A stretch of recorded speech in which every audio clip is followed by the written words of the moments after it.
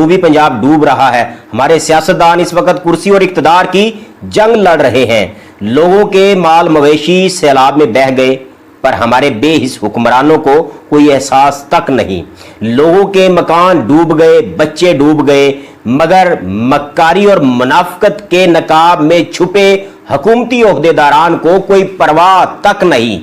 सादा आवाम को दिखाने के लिए एक बार फिर तबाही के बाद वजीर आजम साहब हरकत में आएंगे और मुतासरीन के पास पहुंचकर सेल्फियां बनवाएंगे, 5 लाख रुपए का चेक देंगे या उसका ऐलान करेंगे, वाह वाह होगी और फिर भूल जाएंगे।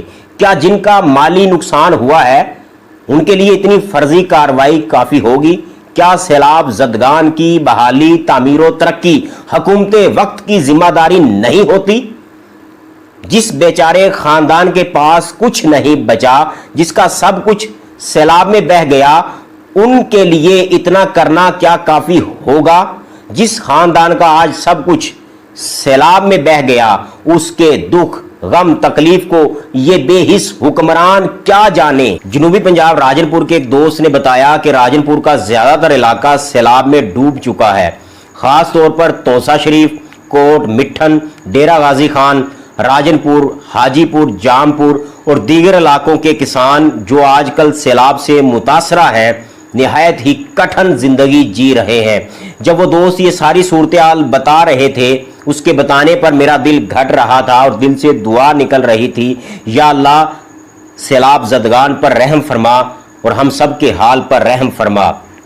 तमाम सियासी जमातें दुख की इस घड़ी में सैलाब ज़दगान की मदद करें। सियासत के लिए बहुत वक्त बाकी है। मुश्किल की इस घड़ी में दुखी लोगों की मदद और उनकी बहाली का सोचें। इंशाअल्लाह पाकिस्तान ता सुबह क़यामत आबाद रहेगा। जब पाकिस्तान इंशाअल्लाह ता सुबह क़यामत आबाद रहेगा तो फिर सियासत भी होती रहेगी। मैं हुकूमती ओहदेदारान, ज़िम्मेदारान से ये कहूँगा, मुतासरीन के घरों तक राशन, कपड़े पहुँचाएँ और आवाम को भी चाहिए कि अपनी मदद आपके तहत उन तक राशन पहुँचाएँ, कपड़े पहुँचाएँ। खुदा के बंदे तो हैं हज़ारों, बनू में फिरते हैं मारे मारे। मैं उसका बंदा बनूंगा जिसको खुदा के बंदों से प्यार होगा। ये पाकिस्तान हमारा है, हम सब पाकिस्तान हैं, पाकिस्तान है तो हम सब हैं।